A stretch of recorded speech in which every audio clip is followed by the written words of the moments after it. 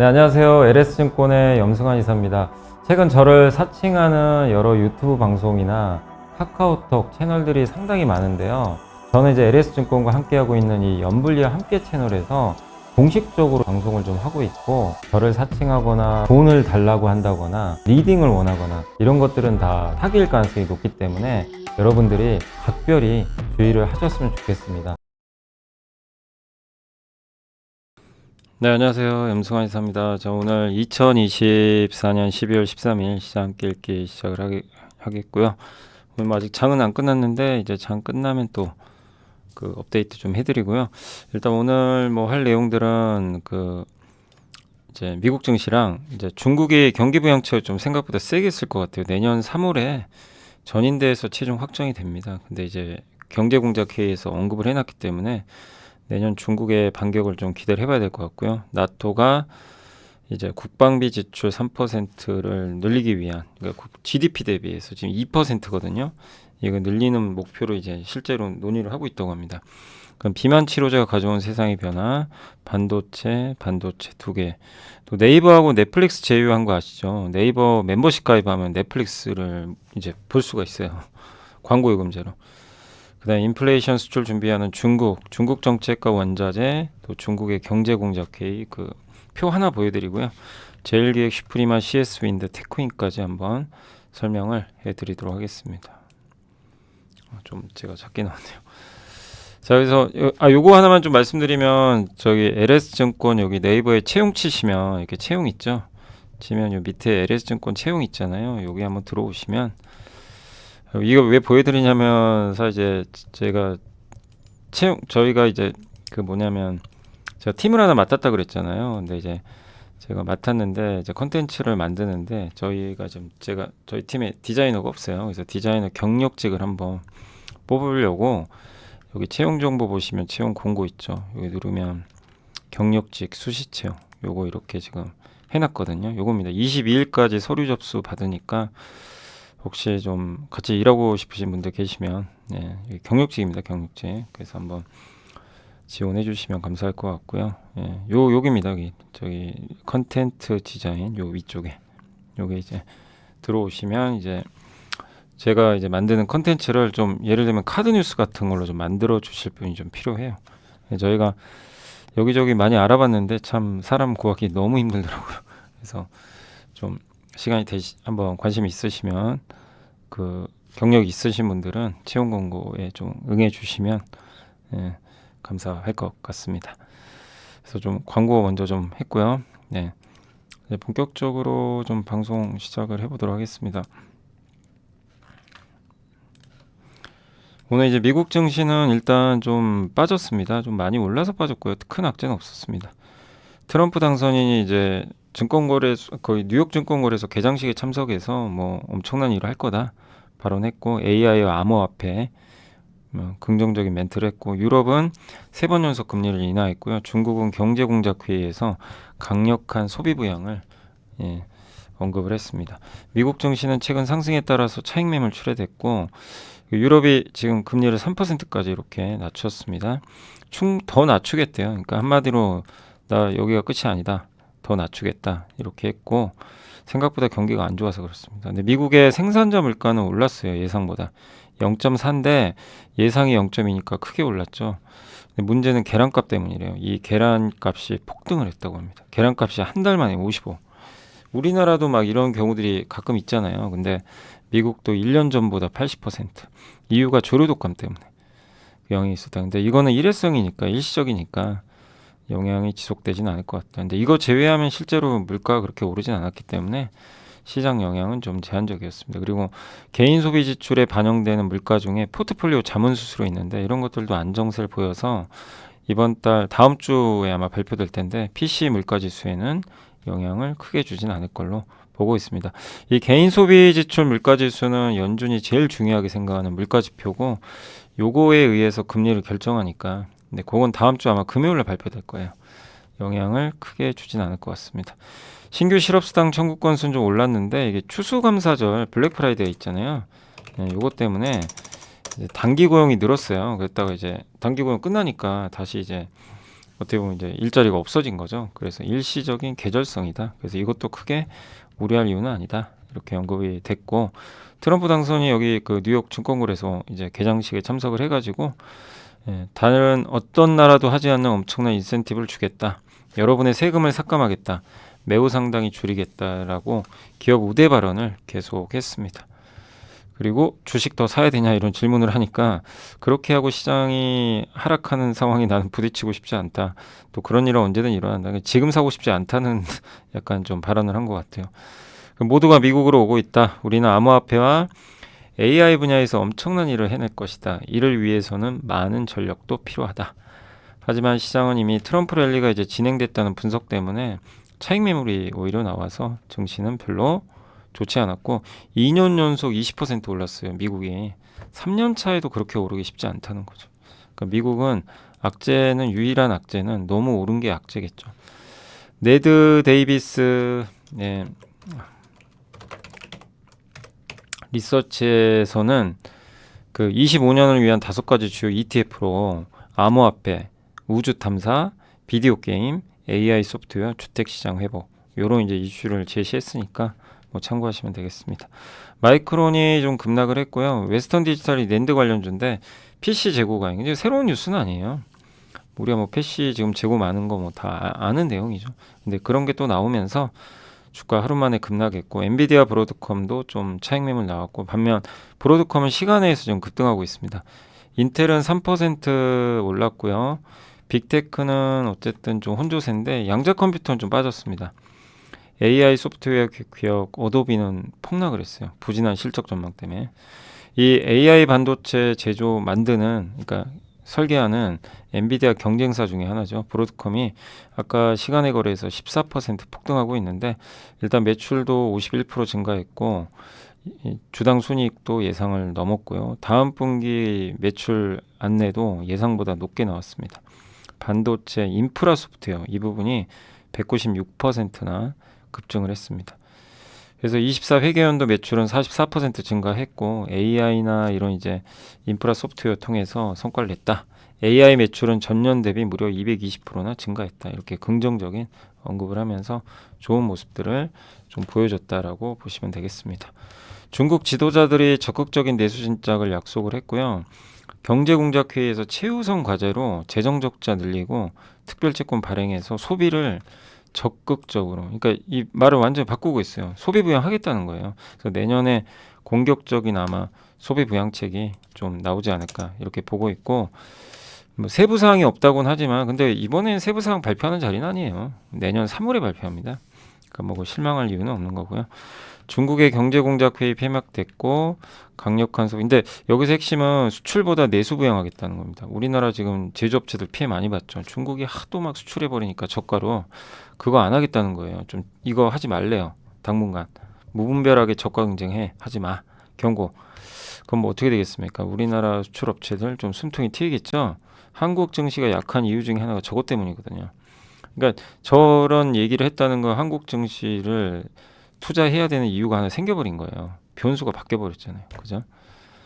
그 중국, EU 등 많은 국가들이 통화 정책을 예상보다 더 완화시키고 있잖아요. 그래서 미국도 금리 인하고 이런 부분도 그러니까 온갖 안 좋은 뉴스만 있는데 조금씩 좋은 뉴스들이 나오고 있다. 이렇게 보시면 되겠고 자 국방비 지출 3% 목표 논의하고 있다고 합니다. 나토 이거 트럼프가 원하는 거예요. GDP의 3%까지 빨리 지출 늘려라. 지금 2%가 목표인데 그래서 논의하고 있대요. 지금 비밀회담을 하고 있다고 합니다. 나토 32개 회원국이 올해 23개국이 목표치 2%인데 그럼 사실 더 안 해도 되죠. 근데 그게 아니라 3%까지 올려야 돼요. 이제는 단기적으로는 2.5, 그 다음에 2030년까지 3% 이렇게 가겠다는 거죠. 그래서 나토의 미국의 회원국들은 지난 2년 동안 총 1,000억 달러의 지출을 늘렸다고 합니다. 그래서 보시면 이게 폴란드는 벌써 4% 넘었고 여기가 2%예요. 여기까지는 대부분 도달합니다. 못하는 국가도 있어요. 이태리, 스페인 같은 경우. 근데 어쨌든 최종 목표는 30년까지 3%. 여기까지는 가자. 요 목표치입니다. 그래서 이거는 트럼프가 원하는 거고 미국은 GDP의 3.4% 쓰거든요. 그래서 이 정책은 앞으로 계속 이어진다라고 보시면 좋을 것 같습니다. 네, 그리고 방금 이제 장이 끝났네요. 예, 그래서 오늘 이제 그 시장은 어쨌든 4일째 좀 랠리를 이어갔다고 보시면 되겠습니다. 보고서 한번 보고요. 시장 마무리하도록 하겠습니다. 오늘 이제 GLP-1 요게 이제 비만 치료제죠. 요게 가져온 세상의 변화. 그래서 2035년 비만 환자가 전 세계 인구의 25% 차지할 걸로 전망을 하고 있고, 노보노디스크가 캐탈란트란 이제 카탈란트 뭐 아무튼 이 기업을 165억 달러에 인수를 했고요. 일라이릴리는 인디아나에 원료의약품 생산 이제 사이트를 총 130억 달러 이제 그 구축하기 위해 투자를 한다고 합니다. 그래서 위고비, 젯바운드 이런 이제 비만 치료제를 넘어서는 그 새로운 또 비만 치료제가 나올 수도 있지만 어쨌든 지금 현재로서는 이제 이 둘이 가장 큰 영향을 끼치고 있고, 요거에 복제약도 나오겠죠 나중에 바이오시밀러. 그래서 점점 한층 경쟁은 더 나중에 격화될 수 있고 또 그만큼 시장이 커지겠죠. 이것만 있는 게 아니라 이런 이제 비만 치료제가 등장하다 보니까 간헐적 단식, 뭐 케토제닉 현상. 이 케토제닉 같은 경우는 일단 현상 자체가 그 지방 있죠. 지방을 먹으면서 살을 뺀다. 이런 이제 개념 다이어트라고 보시면 되겠고, 또 오토파지라는 거는 세포가 자기 살을 먹는다는 그런 개념인데, 영양분은 이제 우리가 부족하잖아요. 그때 세포가 단백질을 재활용하는 그런 현상이라고 합니다. 그걸 뭐 오토파지라고 하고요. 단백질 지렛 때는 단백질이 그 인간이 이제 단백질이 어느 정도 필요할 때까지는 계속 먹게 되는데, 이 단백질은 소화 시간이 오래 걸리거든요. 그러니까 단백질을 먹으면 포만감이 오래 가기 때문에 다이어트가 된다는 얘기죠. 그리고 마지막으로 뭐 단백질 트레이드 오프는 단백질도 너무 과다 섭취하면 뭐 위험하다. 이런 내용들인데, 뭐 이런 건강 관련 위험, 식단이나 이런 이론들이 좀 많이 확산되고 있다라고 보시면 되겠습니다. 그래서 식품은 이제 필수 영양사에 대한 이제 간단한 소고점에 뭐 집중한다고 하는데, 이 네슬레 같은 경우는 GLP-1 비만 치료제 사용자 위해서 브랜드를 구축해서 간편식 라인업 14종을 출시했다고 하니까 여기에 또 특화된 제품들을 내놓는 것 같아요. 그래서 비만 치료제 투자 포인트는 효능 향상, 편의성 개선. 지금 주 1회인데 이걸 월 1회 혹은 그 이상으로. 이런 거 해주는 회사 중에 하나가 펩트론 같은 회사들이죠. 이제 약효 오래 갈 수 있게. 그다음에 요요 현상을 또 줄여야 되고요. 적응증을 확장하는 거죠. 그러니까 이게 비만만이 아니라 심혈관, 신장질환, 뭐 골관절염 등 적응증을 이제 확대하는 부분도 있는 것 같습니다.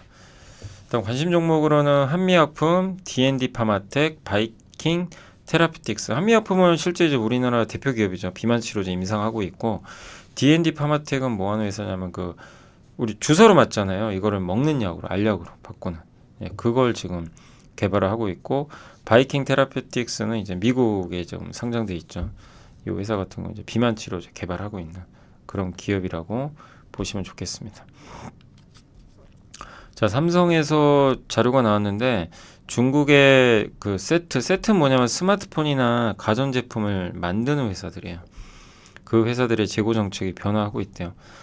판매가 그렇게 늘지 않으면 재고를 줄이겠죠. 근데 부품 주문 감소 추세가 멈췄거나 오히려 부품을 더 주문하고 있대요. 회복하고 있대요. 이게 좀 말이 안 되죠. 판매가 안 느는데. DRAM, MLCC 카메라 부품에 이르기까지 광범위하게 발생하고 있다고 합니다. 주문의 강도가 아주 크진 않은데 계절성상 하락을 생각했던 출하량이 오히려 소폭 상승하는 그런 모습이고, 비수기거든요. 그러니까 되게 의아한 거죠. 왜 부품 주문이 늘고 있을까? 근데 그 이유는 두 가지 때문이랍니다. 일단 첫 번째가 정치 불확실성. 트럼프 이기 이후로 관세 인상하고, 그죠? 특정 품목도 수출 제한이 있을 수 있다 보니까 미리 물건을 확보해 놓는 거예요. 나중에 어떻게 될지 모르니까. 그게 하나 있는 것 같고, 또 중국이 지금 소비 부양 이제 할 거거든요. 그런 거에 따른 이제 경기 부양이 있으면 예상보다 소비가 늘 수 있잖아요. 그거에 따른 이제 그 부분들도 작용하는 것 같습니다. 근데 이제 여기서는 정치 불확실성 때문에 좀 재고 확보하는 거 아니냐 이렇게 보고 있는 것 같고, 10주 이상의 재고 확보가 새로운 기준점이 이제 되고 있다. 옛날에는 10주 이상 재고 확보를 안 했어요. 코로나 전만 해도. 근데 지금은 10에서 12주 정도 이렇게 재고를 확보하는 게 트렌드로 바뀌고 있다고 합니다.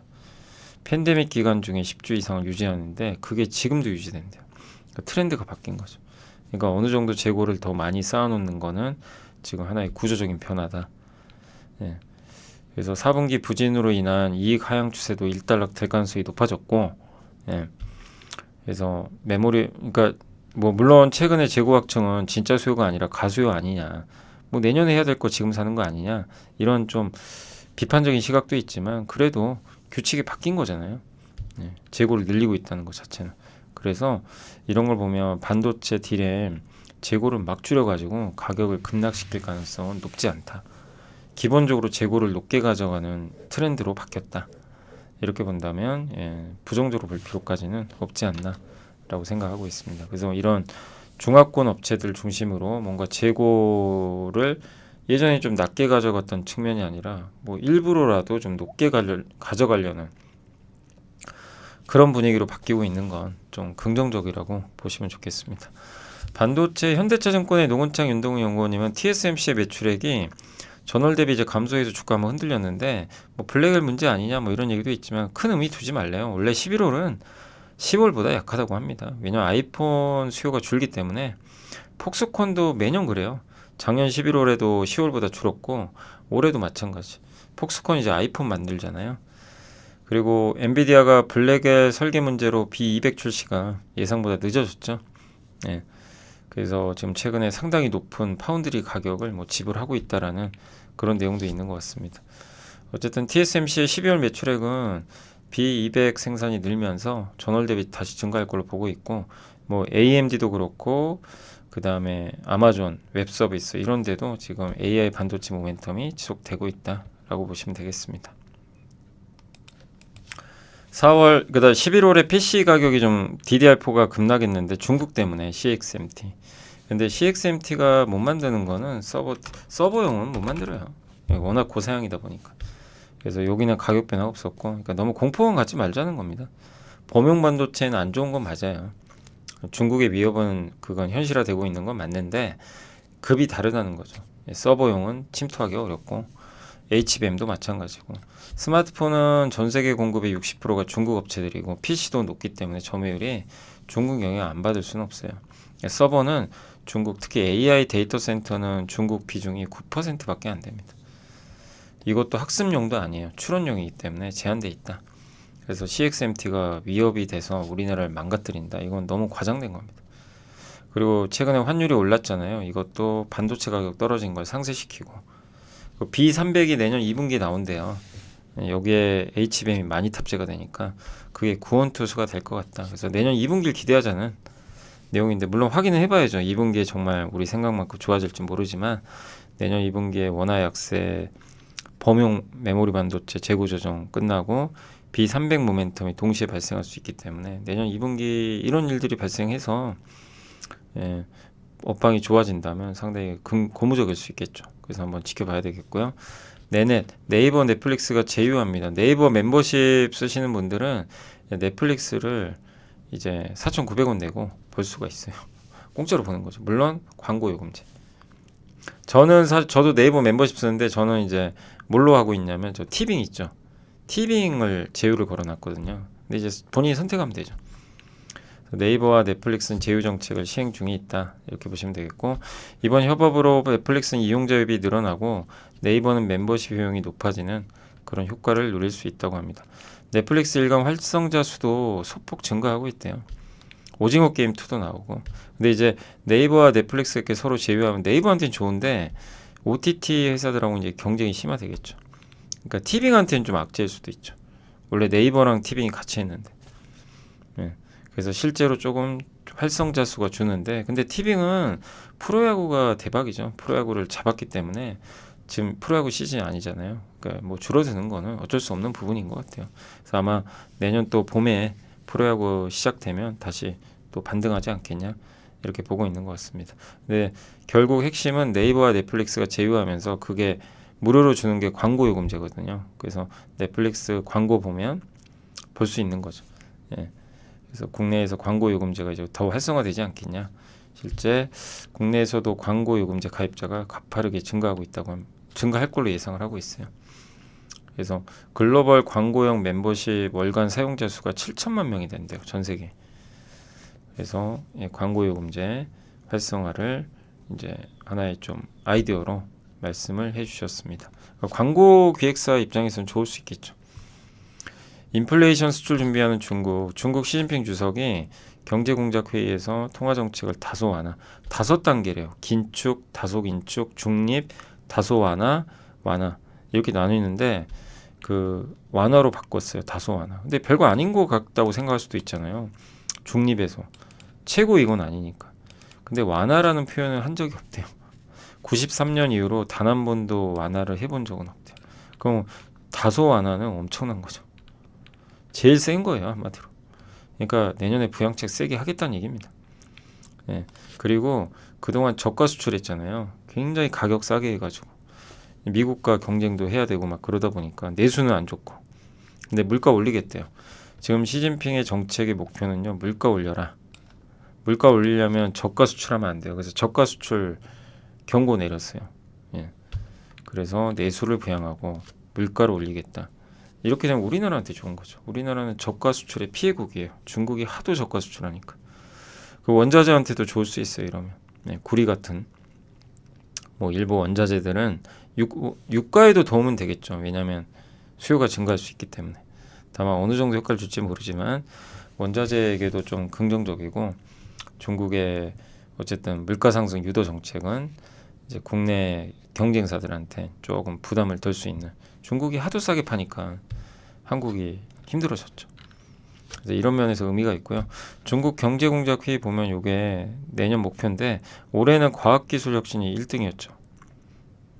내수 확대가 우선순위 올랐어요. 내수가 먼저입니다 지금.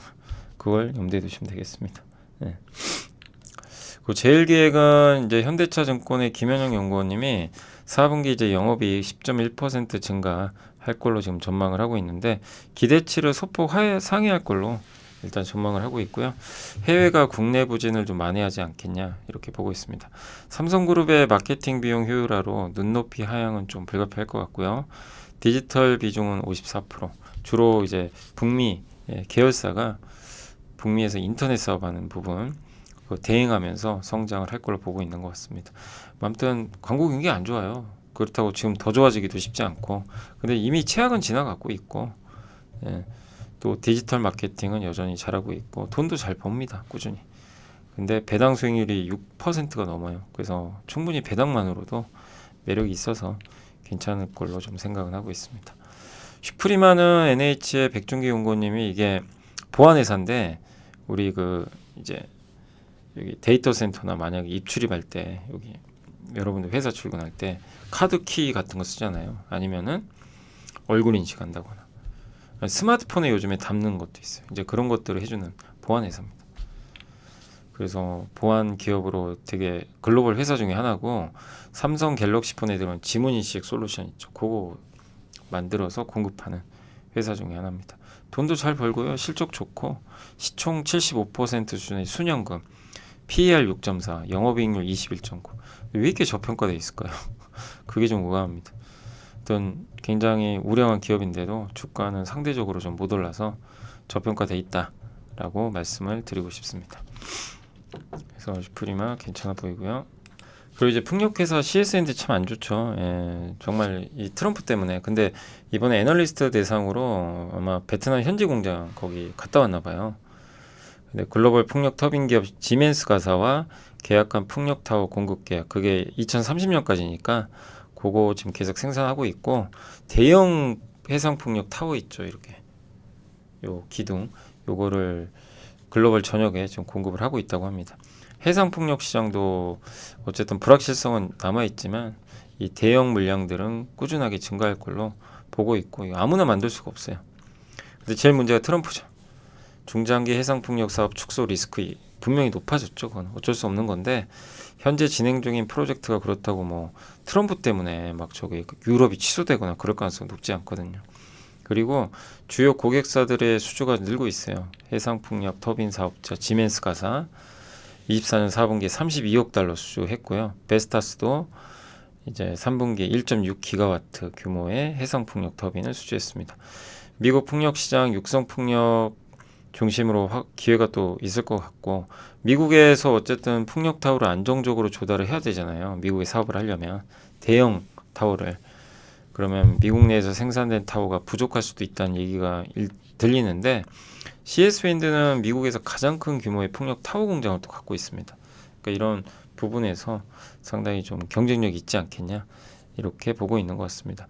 그동안 트럼프 우려 여러 가지 이슈들로 좀 주가가 급락했는데, 지금 주가는 뭐 기대를 하는 게 하나도 없는 정도까지 떨어졌기 때문에 충분히 매력적인 구간이고, 다만 당장 좋아질 만한 뭐 그런 건 아니에요. 그러니까 시간은 좀 필요할 수 있다. 그리고 4분기 실적 발표 1월이나 2월에 하겠죠. 그때 좀 나아지는 모습을 보여준다면 더 강한 상승이 나오지 않겠냐라고 보고 있는 것 같습니다. 그래서 지금 주가는 바닥권이고 현재는 기다리는 그런 구간이다 라고 생각해 주시면 좋을 것 같습니다. 그래서 지금 CS밴드도 너무 부정적으로만 보기보다는 지금 구간에서는 기다리는 구간인 것 같습니다. 테크잉은 한국투자증권 조선연구원님이 얼마 전에 급락한 거 내용 설명해 드렸죠. 악재의 끝자락이다. 그때 삼성증권에서 보고서가 나온 것도 기억이 나는데, 핸들러는 이게 반도체 검사할 때 이게 이거를 반도체 웨이프로 옮겨줘야 되잖아요. 그런 거 이제 옮겨주는, 이동시켜주는 자동화 장비고, 온도 제어, 검사 속도, 한 번에 검사할 수 있는 칩의 개수, 이런 것들을 적절하게 잘 갖추고 있는 게 기술력이라고 합니다. 주로 메모리고, 메모리 쪽은 세계 1위고요. 비메모리는 점유율이 높진 않습니다. 5%. HBM 테스팅 큐브 프로버 장비를 개발하고 고객사 품질 테스트를 일단 진행 중이고, 요거 이제 제가 워낙 많이 설명드렸죠. 큐브 프로버. 반도체 HBM 검사할 때 한 번에 하는 게 아니라 한번 열 테스트하고 불량품 빼내고, 그 다음에 회로 검사하고 빼내고, 뭐 이렇게 하나씩 검사할 때마다 빼주고 불량품을 없애 나가는. 그러면 그 핸들러가 뽑아줘야죠, 그거를. 그러면 당연히 불량품이 안 나오겠죠. 근데 기존 방식은 한 번에 모든 걸 다 해버리니까, 그리고 샘플 검사를 해요, 나중에. 그럼 불량품이 있어도 그냥 양품인 줄 알고 보내지는 거죠. TSMC. 그런 문제들이 많이 발생하는 거죠. 근데 그런 거를 이제 효율적으로 바꿔주는 그런 장비고, 뭐 아무나 만들 수가 없습니다. 근데 국내에 경쟁사가 하나 있긴 있는데 아직은 자기네들만큼의 경쟁력은 없는 걸로 좀 보고 있는 것 같고요. 나머지 메모리 2개사와의 품질 테스트도 준비 중인데, 한 개사는 25년 1월 중순, 나머지 한 개사는 25년 4월로 예상을 하고 있다고 합니다. 어쨌든 테크잉도 지금 굉장히 지금 여러 면에서 좋은 모멘텀을, 그 HBM 모멘텀을 좀 갖고 있는데, 다만 이번 IR 할 때 원래 300대 예상이 있거든요. 공급을 150대로 줄인 거죠. 120에서. 그러니까 이제 주가가 폭락을 해버린 거예요. 근데 그건 반영은 됐고, 점진적으로 아마 300대까지 할 것 같은데, 생각보다 이게 시간이 오래 걸린대요. 다 맞춤형으로 바꿔줘야 돼요. 회사마다 달라요. 공급하는 회사마다 다르기 때문에 시간이 좀 오래 소요되는 것 같습니다. 현재 베어다이 레벨 테스트 장비인 DLP 장비도 개발한다고 하는데, 이건 비메모리 테스트 장비래요. 연내 개발 완료를 목표로 하고 있다고 합니다. 어쨌든 고객사 수요도 많고 하니까 매출 기여 될 걸로 보고 있고, 근데 이런 거 하려면, 증설하려면 돈 필요하잖아요. 그래서 유상자 하는 거 아니냐, 이런 질문들도 있었다고 하는데, 요즘 계획은 회사 측에서는 없다라고 일단은 그 언급을 했다고 합니다. 그래서 최근에 좀 주가 많이 흔들렸지만, 바로 뭐 V자 반등은 어렵다 하더라도 바닥은 이제 충분히 나왔고, 이제 HBM을 얼마만큼 공급을 잘 해주느냐가 관건이 될 것 같습니다. 자, 이제 보고서는 다 해드렸고요. 그 어제 이제 내부자 매수, 그 어제 내부자 매수 쪽에서는 LNF가 있었고요. 여기 임원이 1억 정도, 하이비전 시스템도 1억 정도 매수가 들어 있었습니다. 이게 애플 관련주죠. PI 첨단 소재는 스마트폰에 들어가는 여러 가지 필름, 보호 필름이나 뭐 방열 패드, 열을 차단. 앞으로 온디바이스 AI 스마트폰이 많이 팔리게 되면 열을 잡아야 되거든요. 그래서 방열 패드나 이런 게 잘 될 가능성은 있는 것 같아요. 근데 아직은 좀 시간 걸리고요. 근데 PI 첨단 소재도 송금수 대표가 1억 이상을 좀 저가 매수를 했습니다. 그리고 전자공시 보도록 하겠습니다. 하나시스템이 전기 기계 장치가 뭔지 알 수가 없어요. 정부기관인데 계약 내용은 비밀 유지입니다. 그래서 알 수가 없지만 어쨌든 매출액의 3% 정도니까 금액이 아주 크진 않고요. 그리고 하나시스템이 하나 페이저라고 안테나 있죠. 인공위성에서 받는 수십만 원. 그 사업하는 하나페이저 사업을 철수한대요. 예, 수익성이 안 나온다. 항공용으로 주로 하는 사업인데 그 사업을 일단 정리한다고 합니다. 그래서 아무나 할 수 있는 사업은 아닌 것 같아요. 돈 벌기. 요런 거랑 이제 같이 비슷하게 하는 게 인텔리언테크가 있죠. 어쨌든 하나 시스템은 그 하나 페이저라는 기업을 철수한다고 합니다. S&T 다이나믹스는 이런 이제 변속기. 예, 근데 K200 계열의 장갑차 있어요. 그거 예, 성능 개량하는 거. 예, 그 부분에 대한 변속기 조립체 이제 공급 계약이 있었다고 합니다. 503억 정도 되고요. 요게 K200 장갑차래요. 현대 엘리베이터는 공시를 했는데 제가 깜짝 놀랐습니다. 주당 배당금을 4,000원이나 준대요. 그럼 배당 수익이 7.9% 되거든요. 배당 기준일이 올해 연말입니다. 그래서 올해 26일까지인가요? 아마 주식을 갖고 있으면 받을 수 있을 것 같긴 한데요. 배당 수익률은 7.9나 될 정도로 굉장히 높은 수준입니다. 그래서 주당 배당금 4,000원 정도 준다라고 공시가 나왔으니까 한 번 더 확인을 해보세요. 진짜인지. 아니까 공시했어 뭐 당연히 거짓말은 아니겠지만 그래도 한 번 더 저 정도 수치가 맞는지도 예,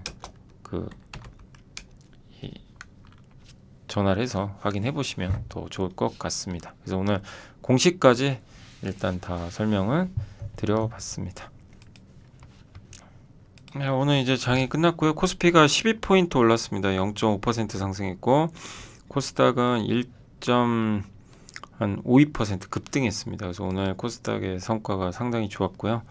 예, 최근에 주식시장 좀 부진했었지만 4일 연속 급반등하면서 좋은 분위기 이어가고 있습니다. 코스피도 그 계엄 선포 전에 여기 이날 계엄령 전에 이날 이제 가려고 했는데 무너져 버렸죠. 그걸 일단 다 만회했어요. 네. 코스닥도 역시 마찬가지로 계엄 선포 전에 주가 흐름은 만회가 됐고 이번 주에 급등했습니다. 월봉도 양봉 전환했고요. 그래서 여러모로 12월의 반전이 좀 시작됐다. 이렇게 4일 연속 오른 것도 정말 오랜만인 것 같습니다. 물론 오늘 외국인이 판 건 좀 아쉽지만 기관의 방어가 여전히 돋보였고 전체 분위기는 견조했던 것 같습니다.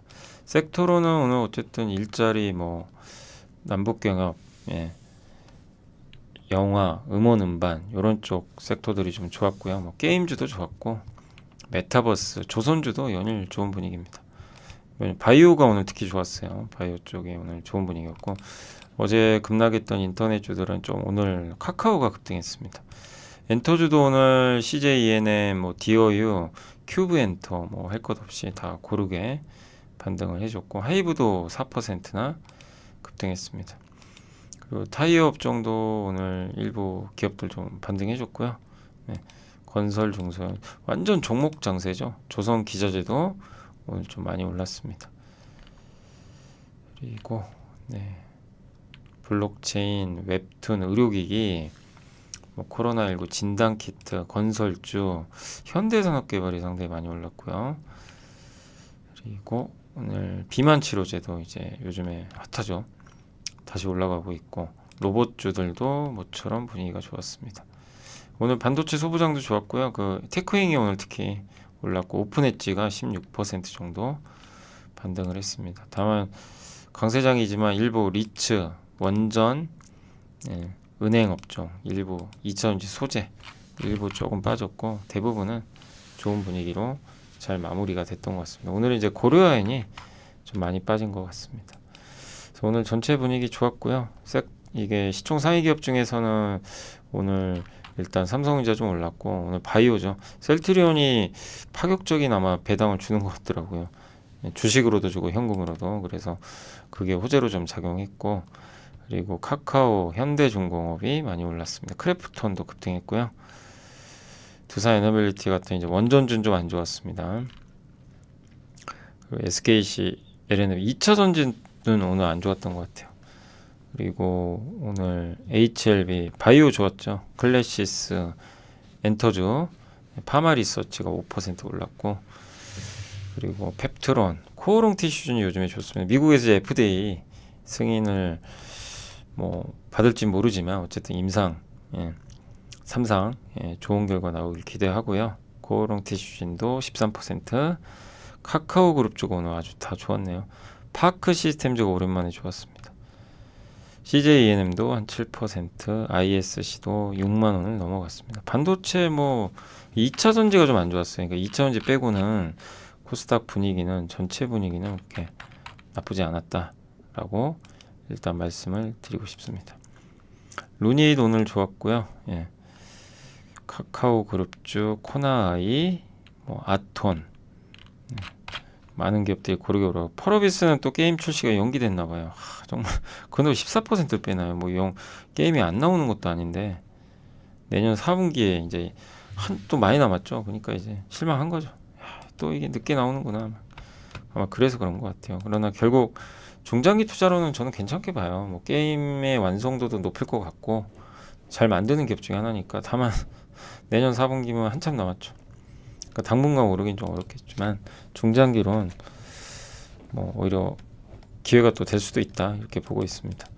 그리고 코스피에서는 현대 엘리베이터 아까 말씀드린 그 고배당 배당 부분하고 산일전기, 더존비존, 셀트리온, 삼성전기가 요즘에 분위기 좋습니다. 등 있고 반면 고려아연 주요 2차 전지 기업들이 오늘은 조금 안 좋게 끝이 난 것 같습니다. 자, 아무튼 오늘 좀 어려운 최근의 장세였지만 월요일을 기점으로 해서 마지막으로 해서 좀 연일 급반등하면서 시장이 좀 잘 끝난 것 같습니다. 그래서 좀 매주 좀 힘들지만 이번 주 정말 오랜만에 급등을 했기 때문에 요 분위기가 계속 다음 주까지 잘 이어졌으면 하는 바람입니다. 또 이번 한 주 너무 고생들 하셨고요. 내일은 제가 함께 배우기 이제 바이오는 사실 거의 다 끝났거든요. 그래서 3분기 실적 발표한 기업들이 있죠. 그래서 토요일하고 일요일 나눠가지고 이틀에 걸쳐서 3분기 후실적 기업들 이렇게 자료 또 만들어 봤으니까 그거 토요일, 일요일 이틀간 한번 잘 또 시청해 주시면 감사하겠습니다. 정말 최악은 이제 지나갔길 바라고 뭐 정말 또 좋은 흐름만 나왔으면 좋겠네요. 특히 중국의 변화가 기대가 많이 되고 있습니다. 이번 한 주 너무 고생하셨고요. 저는 또 다음 주에 찾아뵙겠습니다. 감사합니다.